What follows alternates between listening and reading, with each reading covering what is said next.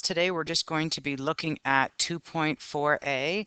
There won't be much to this lesson because it's basically a work period to get caught up on any of the outstanding different types of factoring or collecting like terms that you're having trouble with. All right, so let's take a look here, ladies and gentlemen, at warm-ups 2.4a. I would like you to try these at home since this is most of your lesson. Okay, so first of all, looking at A, remember you've got to use the distributive law, and don't forget to use the BEDMAS. So you have to use the exponents first. So you do square the first, double the product. So square the first, double the product, square the last. Then you're going to use the distributive law to multiply through, and then collecting like terms. Looking at example B, again, you've got to use your exponent law. You got to do your exponents first. So square the first, double the product, square the last, and then you've got a binomial times a trinomial. So you're going to have everything in the binomial times everything in the trinomial. So you're going to have 2 times 3, which is 6 terms altogether. And then after you're done, you collect like terms.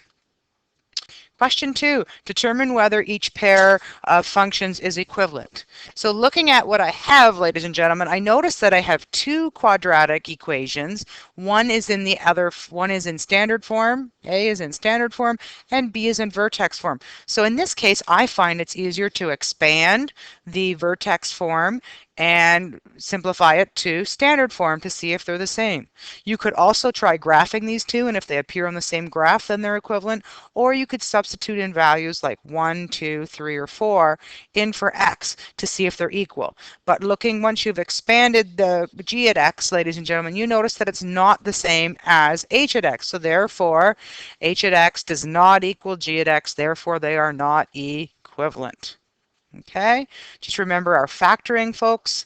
We have first one is factor by grouping. So you look at the first 2 terms, what's common, last 2 terms, what's common. You should notice that your binomial should be identical, and that's what you're going to factor as your common factor as a binomial, and your leftovers go into the second bracket. Second example, don't forget to common factor first. We're going to common factor out of 3, and then we are going to have left over r squared minus 9, which then is a difference of squares. Okay? Looking at C, we have, again, common factor first out of 3. After we factor out the 3, we then have decomposition left here, ladies and gentlemen. So a product is A times C, which is -10, and your sum is -3. And ladies and gentlemen, remember that in decomposition, you split the middle term into 2 parts, and then you're going to factor by grouping. So what's common in the first 2 terms and what's common in the last one. Then you should notice a common binomial. And in this case, we have 3 separate factors. 3, which is your first common factor, and then 2 binomials after.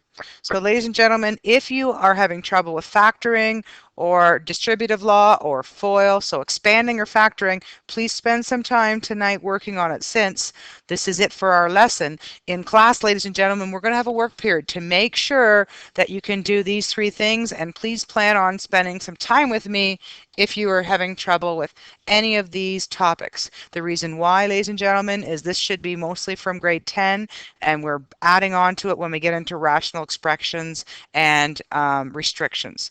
So if you want to start with some of this homework, give a try, ladies and gentlemen. That would be great. Okay? Thank you very much, and we'll see you in class for the work period. Have a good day.